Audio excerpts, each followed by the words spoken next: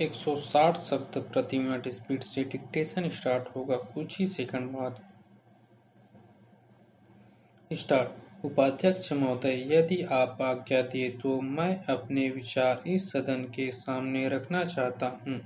मेरा विषय देश में प्रचलित भिन्न भिन्न प्रकार की शिक्षा नीति से संबंधित होगा। आज शिक्षा हर नागरिक की चर्चा का विषय बना हुआ है। सरकार ने देश के शिक्षा ढांचे में जो परिवर्तन लाने का प्रयत्न किया है, क्या यह सचमुच देश की आवश्यकताओं को शिक्षा क्षेत्र में पूरा करेगा?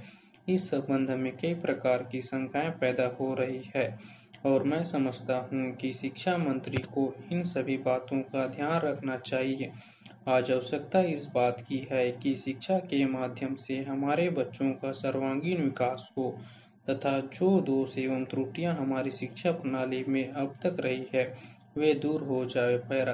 श्रीमान, जहाँ तक इस बारे में जो निष्कर्ष निकला है वह यही है कि शिक्षा शास्त्रियों का अभी तक भी इन परिवर्तनों में एक मत नहीं है। इसलिए इस स्थिति में नई शिक्षा प्रणाली को लागू करना बच्चों के जीवन से खिलवाड़ करने के समान होगा। यह ठीक है कि नई प्रणाली व्यावसायिक प्रवृत्ति की होगी, किंतु दूसरी ओर यह अनुभव किया जा रहा है कि विद्यार्थियों पर पढ़ाई का अधिक बोझ रहेगा, जो साधारण बच्चों की क्षमता से बाहर भी होगा। पैरा।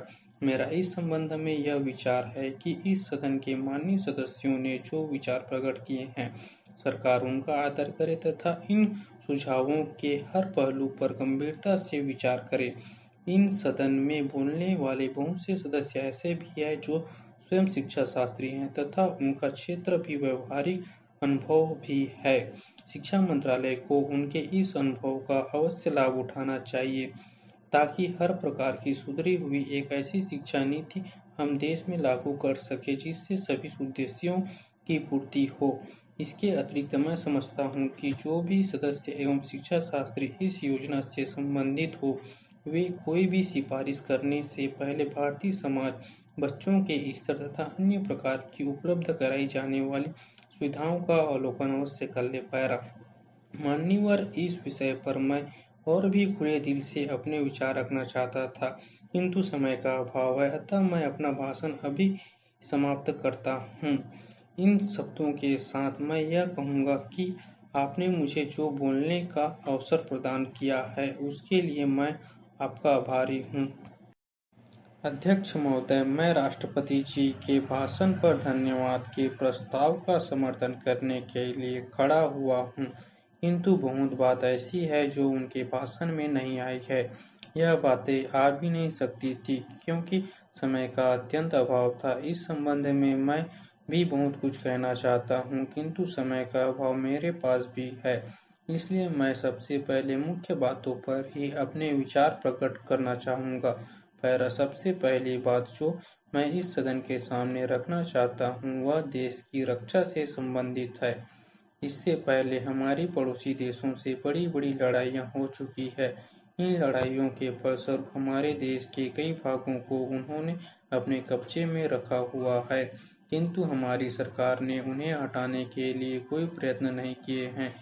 केवल बातें ही बातें चलती है। मैं चाहता हूँ कि इस बारे में भी सदन की पूरी स्थिति स्पष्ट होनी चाहिए। दूसरी बात मैं यह कहना चाहता हूँ कि विदेशों के साथ हमारे संबंध ऐसे होने चाहिए जिनसे हमारे ऊपर जब कोई हमला करे तो हम नहीं कह सके कि कौन हमारा दोस्त है, कौन हमारा मित्र है और किसका भरोसा हम नहीं कर सकते हैं।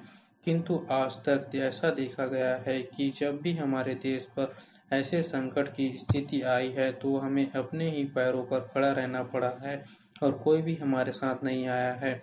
जिन देशों को हम मित्र कहते हैं, उन्होंने कुछ ऐसी व्यवस्था कर रखी है जिससे भय लगता है। ऐसे मित्र देशों के जहाजी बेड़े भी हमने हिंद महासागर में बढ़ते हुए देखे। पहले भी एक देश हमारा घनिष्ठ मित्र था और उसे हम अपना भाई मानते थे, किंतु बाद में हुई घटनाओं से ऐसा अनुभव हुआ कि राजनीति में किसी भी मित्रता का संबंध स्वार्थों से अलग नहीं हो सकता। इसलिए मेरा अनुरोध है कि सभी लिहाज वाली बातों को छोड़कर हमें अपनी सुरक्षा की व्यवस्था पर पूरा ध्यान रखना चाहिए। पर इसके अतिरिक्त मैं यह भी कहना चाहता हूँ कि हमें अपनी नीति को बनाए रखना चाहिए और छोटे-बड़े सभी देशों के साथ अपने संबंध मैत्रीपूर्ण रखने चाहिए। कभी-कभी देखा गया है कि इस संबंध में हमारी सरकार बिल्कुल एकतरफा निर्णय ले लेती है, जिससे ऐसे देशों के साथ संबंध कायम रखने में कठिनाई होती है। स्टॉप डेली इसी तरह के न्यू डिक्टेशन पाने के लिए इस चैनल को लाइक, शेयर एंड सब्सक्राइब करना ना भूलें। Thanks for watching.